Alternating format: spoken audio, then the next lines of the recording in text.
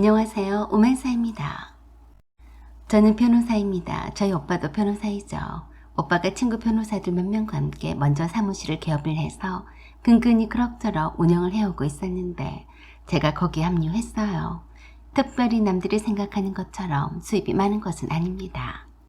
로펌에 들어가서 좀 더 경력다운 경력을 쌓고 싶었지만 여의치 않았어요. 오빠 밑에서 일을 배우고 있던 중에 남편을 만나서 결혼까지 하게 되었어요. 남편은 일반 기업체에 다니는 회사원이었고 그저 평범한 대한민국의 건강한 남자였어요. 시어머니는 변호사인 저를 무척이나 반기셨습니다. 요새 변호사란 직업이 예전만큼은 아니어도 전문직임에는 틀림이 없었으니까요. 좀 더 사귀다가 결혼식을 올리려고 했었는데 시어머니께서 퇴직 임박하셨다며 서두르셨어요. 시어머니는 누구나 다 알만한 공기업에 다니셨는데 처음 배웠을 때의 직함이 부장급이었어요. 한 번 더 승진을 하게 되면 곧바로 퇴직을 하게 될 거라며 그 전에 결혼식을 올리자고 했어요. 그 당시에는 남편보다도 시어머니께서 저를 더 좋아하시는 것 같았어요. 시어머니께서도 오랜 동안 사회생활을 해오셨던 분이시라 며느리도 일하는 야무진 며느리를 원한다고 하셨습니다. 저는 그런 시어머니라서 참 좋았어요. 별 요구사항도 없으셨고 간섭도 하지 않으셨으니 더 그랬었죠. 제가 남편과 결혼 후 처음으로 멀리 출장을 갔습니다. 부산이었어요. 낮에 업무를 대충 끝낸 후에 해운대 석양을 바라보며 수영으로 피로를 풀렸다. 이리저리 사진을 찍다가 휴대폰을 수영장 풀 속에 빠뜨렸어요. 이미 어둑해진 상태라 쉽게 휴대폰을 찾지 못하다가 한참 만에 겨우 찾았는데 이미 침수가 되어서 먹통이 되어버렸습니다. 모든 업무와 대부분의 일을 제 핸드폰으로 해왔었는데 어이없는 실수로 수영장 물속에 빠뜨리다니 어이가 없더라고요. 이번이 벌써 세 번째라면 믿겠나요? 처음엔 화장실에 들고 갔다가 선반 위에 놓아두었던 핸드폰이 미끄러져서 변기통에 빠졌었어요. 그리고 두 번째에는 결혼하기 전에 남편과 출렁다리를 아슬아슬하게 덜덜 떨면서 건너다가 손에서 놓쳐서 휴대폰을 저 아래 계곡으로 떨쳐버렸었죠. 그때마다 복구하느라 힘들었던 기억이 납니다. 이번에도 마찬가지였어요. 모든 업무를 휴대폰을 한다고 해도 과언이 아닌데 미치고 환장하겠더라고요. 일행이었던 동료 직원 핸드폰을 빌려서 남편에게 제일 먼저 핸드폰이 침수된 사실을 알렸어요. 자기야, 나 핸드폰이 침수가 되어서 지금 먹통이 되었어. 어쩌다 그랬어? 어쩐지 전화가 안 된다 했다. 일단 빨리 최대한 잘 말려봐. 그렇게 했는데 완전히 맛이 간 것 같아. 그래서 그런데 엄마한테 100만 원 입금해드려. 장모님한테 100만 원을 입금해드리라고? 왜? 그거 100만 원을 넣어드리고 엄마한테 내 핸드폰 맛이 가서 대신에 넣었다고 하면 돼. 그거 내가 매달 드린 엄마 생활비야. 아, 그래? 알았어. 그런 후에 길게 통화를 못하고 끊고 며칠 후에 서울로 올라와 있습니다. 그런데 시어머니께서 제가 좋아하는 초밥을 3개 사들고 퇴근 즈음에 저희 신혼집으로 찾아오셨어요. 어머니, 어떻게 제가 한국식 초밥을 좋아하는 줄 아셨어요? 내가 오늘은 우리 며느리한테 할 말이 있어서 왔는데 이게 대수냐? 라고 하시며 초밥 포장을 직접 뜯어주시며 남편이 퇴근도 전인데 먼저 맛있게 먹자고 하셨습니다. 퇴근한 후라서 배도 슬슬 고파서 뭘 먹어야 할까 고민이 되었었는데 시어머니께서 사오신 초밥에 기분이 째지는 줄 알았습니다. 그래서 여쭈었어요. 어머니, 저희가 하실 말씀이 뭔데요? 핸드폰은 어쨌냐?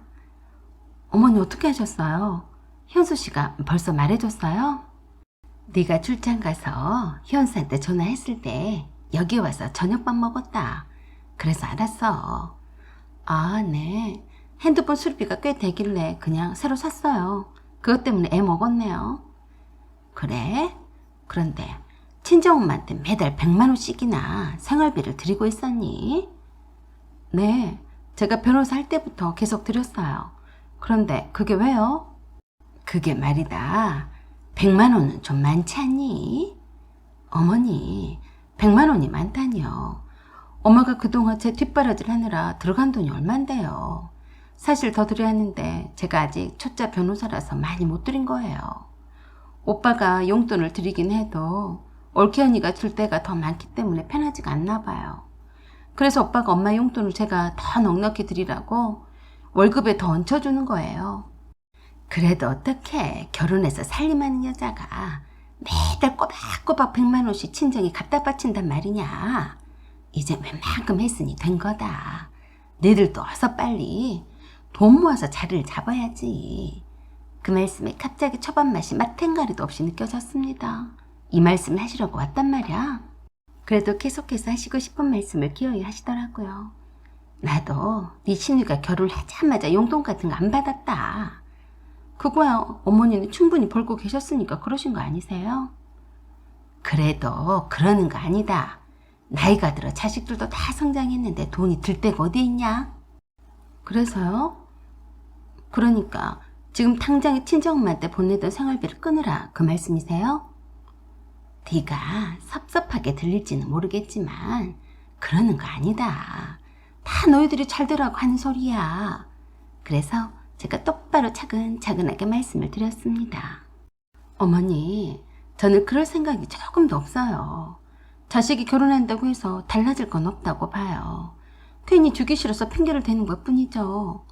저는 너무 적게 드려서 항상 미안하고 죄송한 마음뿐이었어요. 제가 좀 더 열심히 일해서 수입이 더 늘게 되면 더 드릴 생각이에요. 혼자 사시면서 돈 아낀 다음에 공상 떨게 하고 싶지는 않거든요. 그러자 정색을 하며 시어머니께서 완전 입맛 떨어지는 말씀을 하셨어요. 너는 내가 이뻐만 하니까 눈치가 없는 거냐? 친정엄마에게 100만 원 주고 있으면서 시어머니 나한테는 얼마를 주려고 그러니? 네? 그게 무슨 말씀이세요? 나도 곧 있으면 퇴직을 한다. 그동안 내가 벌고 있으니까 따로 애들한테 용돈을 한 번 받아본 적이 없다 손치더라도 그럼 넌 나한테 얼마를 줄 생각이냐? 어머니, 제가 어머니한테 용돈을 드려야 할 의무라도 있는 거예요? 아니 그럼 친정엄마는 생활비를 드리면서 시어머니는 입을 싹 다 씻어버린단 말이냐? 어머니도 며느리 말고 아들과 딸한테 받으셔야죠. 왜 저한테 그러세요? 뭐야? 네 엄마만 부모고 시어머니는 부모 취급을 하지 않는단 말이냐? 내가 그깟 생활비를 너한테 얻어내자고 하는 말이냐? 나한테 주기 싫으면 네 엄마에게도 돈도 주지 말란 소리 하는 건데 참 우습구나. 죄송하지만 어머니도 용돈이 필요하실 것 같으면 어련히 알아서 아가씨나 현수씨가 드리지 않겠어요. 그런데 제 친정엄마에게 생활비를 주지 말란 말씀에는 동의를 못합니다. 그리고 한 번 부모는 영원한 부모인데 딸이 시집을 갔다고 해서 부모가 바뀌는 건 아니에요. 그러니까 그 말씀은 못 들은 걸로 할게요. 그러자 푸르르 성질을 내시며 저에게 그러셨어요. 이제 보니 네가 아주 못돼 처먹었구나. 감히 시어머니가 하는 말을 새겨들을 생각은 하지 않고 따박따박 말대꾸야. 세상 천재 친정엄마한테 생활비를 주면서 시어머니한테 생활비를 안 주는 며느리가 어디 있다고 그러니? 어머니는 돈도 많으시면서 왜 그러세요? 제가 알아서 저희 엄마를 챙기겠다는데 그렇게 안 입고 오세요? 그래, 내가 안 입고 와서 그런 셈 치려무나. 나도 며느리한테 매달 생활비로 300만 원을 받아야겠다. 알겠냐? 아니요, 저는 모르겠으니까 저한테 말하지 말고 어머님 아들과 딸한테 요구하세요. 뭐야? 넌 내 며느리가 아니란 말이냐? 그래서 저도 내질렀어요. 어머니, 며느리가 죄졌어요. 제가 제 돈으로 제 엄마를 챙기겠다는데 왜 못하게 하고 친정엄마에게 돈을 줄 거면 어머니한테는 3배나 더 챙겨서 줘야 해요. 참 이상하시다. 어머니 며느리 안 할래요. 그러니까 이거 먹다 남은 거지만 도로 갖고 돌아가세요. 그리고 저는 먹다 남은 초밥을 다시 싸서 시어머니 앞에다 놓고 돌아가라고 했습니다. 그리고 남편에게 전화를 했어요. 현수씨, 자기랑 결혼한 거 다 좋은데 어머니 때문에 안 되겠어. 우리 이혼하자. 그러자 노발대발하는 시어머니께도 그랬습니다. 내 부모도 못 챙기게 하고 버리라는 사람과는 인연을 맺고 싶지 않습니다. 남편을 도로 반품시킬 테니까 받을 준비는 하세요. 제가 이혼 전문 변호사라는 건 모르셨어요? 시작부터 이런 시어머니를 만나면 끝은 안 봐도 뻔합니다. 쓸데없이 서로 시간 낭비를 하느니 남편을 돌려보낼게요. 그럼 어머니도 제가 며느리가 아니니까 친정엄마한테 돈을 주든 말든 상관하지 않겠죠? 그러자 그 말에 살색이 되어서 도망치듯이 집을 나갔어요. 남편만이 황당해서 회사에서 연장 근무하다가 놀라서 바로 달려왔습니다. 그런 남편에게 제가 말했어요. 당신은 이미 어머니께 반품 처리 완료했음을 선언했으니까 어머니한테 돌아가. 난 두말하지 않는다. 남편이 시어머니를 대신해서 두 손 두 발을 다 들어서 빌어도 소용이 없었어요. 의뢰인들의 경험상 다 이렇게 시작해서 사건이 더 커지더라고요. 초반에 아닌 것은 일찌감치 아니라고 판단하고 헤어져야죠. 그래서 그날 저녁에 남편에게 짐 싸서 나가라고 했습니다. 시어머니께 바로 반품 시켰어요. 쫓아온다고 난리를 펴도 대꾸 한마디 하지 않았습니다. 오히려 위자료 청구 소송과 손해배상 청구 소송을 진행할 거라고 했더니 잠잠해졌습니다. 제가 뭐가 아쉬워서 내 부모를 버려가면서까지 시부모를 더 섬겨합니까?